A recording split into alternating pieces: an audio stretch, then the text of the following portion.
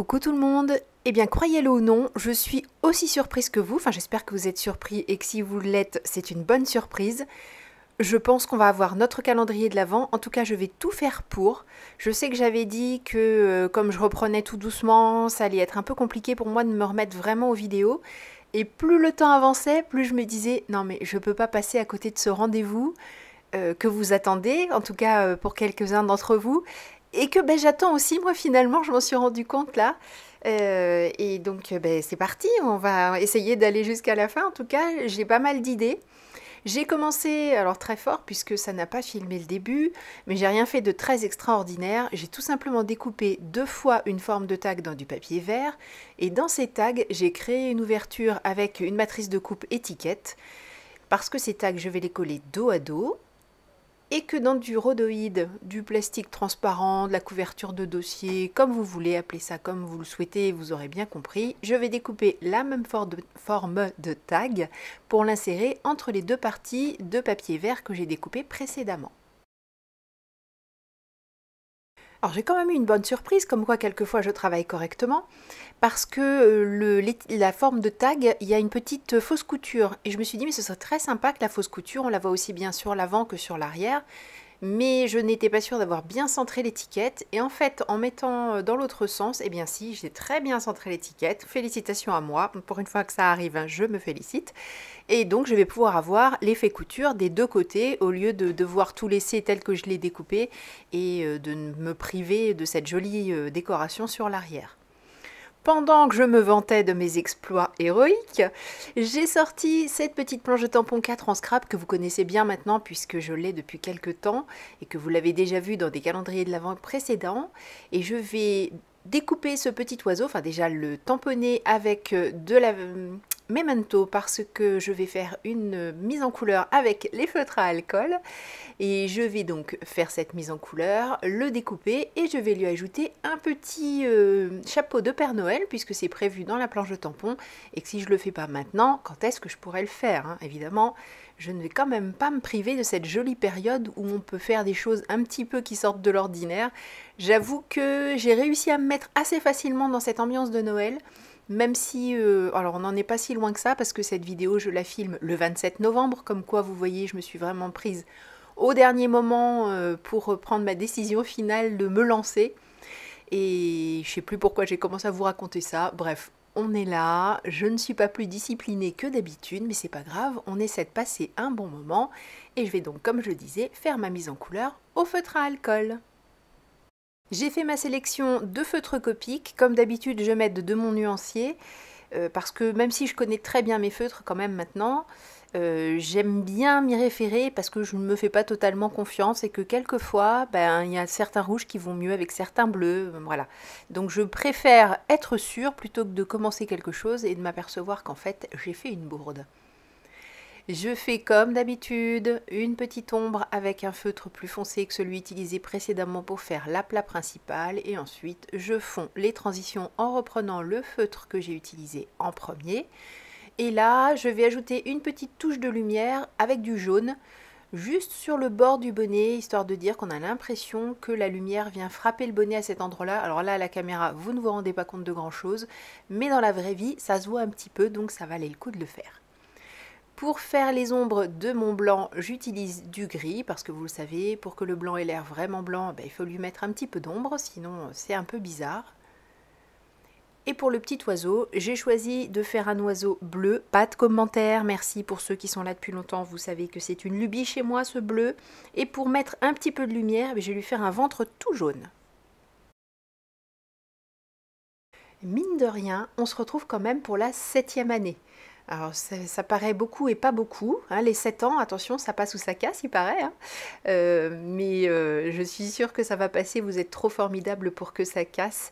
Et puis, si toutefois vous en aviez marre de me voir, eh bien, je ferai autre chose. Mais j'aime partager avec vous, donc je me demande même si personne ne regarde mes vidéos, si je continuerai pas à en faire, histoire de dire que peut-être il y a quelqu'un dans l'espace qui attendraient mes vidéos. Je vous promets, je n'ai pas bu, seulement du thé. Peut-être était-il un peu trop infusé aujourd'hui. Mais en tout cas, voilà, c'était pour vous remercier de votre fidélité et de vous assurer du plaisir que j'ai à vous retrouver cette 7e année pour notre calendrier de l'Avent qui va devenir traditionnel.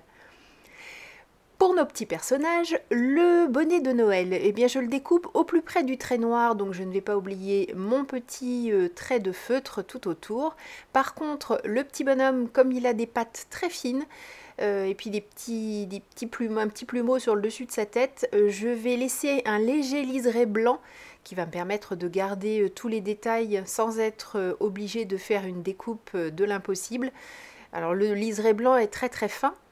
Et comme vous le voyez sur les images, ce sont mes ciseaux qui tournent et pas le papier. Ça, il y avait longtemps que je vous l'avais dit, les tranches blanches, je vous le sers à chaque vidéo. Mais je sais que vous aimez mes exercices de diction. Et là, la découpe, c'est vraiment le papier qui tourne. Les ciseaux ne font pas beaucoup de trajet en fait. Et je vais rarement jusqu'au bout de ma paire de ciseaux pour éviter de casser le papier. Vous remarquerez quand vous faites une découpe dans un papier en allant petit à petit, toujours avec le milieu de la lame, en tout cas pas jusqu'au bout, et à côté vous faites un trait en coupant jusqu'au bout, en refermant vos ciseaux. Vous verrez que, sauf si vous avez des ciseaux très très pointus, vous aurez ça fait comme si ça cassait en fait au bout de la découpe, et c'est très moche. C'est pour ça qu'on évite d'aller jusqu'au bout avec nos ciseaux. On ne les ferme pas, contrairement à moi qui devrais la fermer de temps en temps, ça nous ferait des vacances. Bon, les vacances, c'est pas encore pour maintenant, hein. Je ne vais pas laisser ce plastique transparent tout nu comme ça. Je sors mon feutre à peinture acrylique de la marque Amsterdam que j'ai acheté chez Tout en Colle il y a un petit moment maintenant, hein, mais bon, ça ne s'abîme pas toutes ces choses-là. Quand c'est de la qualité, ça se garde. J'ai fait des petits points façon neige d'un côté, j'ai fait d'autres petits points toujours façon neige de l'autre côté.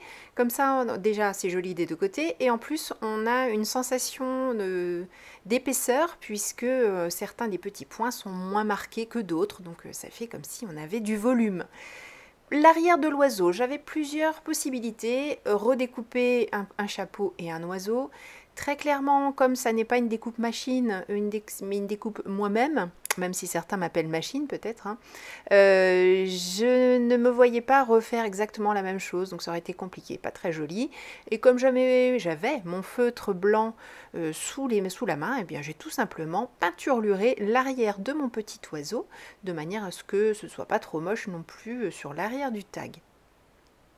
Reste maintenant à assembler tout ça. Alors j'aurais tout à fait pu utiliser ma colle railleur qui aurait très bien fait le job, mais j'avais envie que ça aille un petit peu plus vite que ça parce que aujourd'hui je vais essayer, enfin j'ai réussi hein, maintenant, pas de suspense, je le sais. Je vais essayer de filmer plusieurs projets, donc j'en ai filmé 3 aujourd'hui pour prendre un petit peu d'avance. Donc j'utilise de l'adhésif double face et je vais en mettre pas mal de ce côté, coller le transparent, puis à nouveau mettre de l'adhésif double face et coller la deuxième partie verte. Bon, c'est pas très économique tout ça, mais c'est rapide, c'est ce que je voulais, donc je suis contente.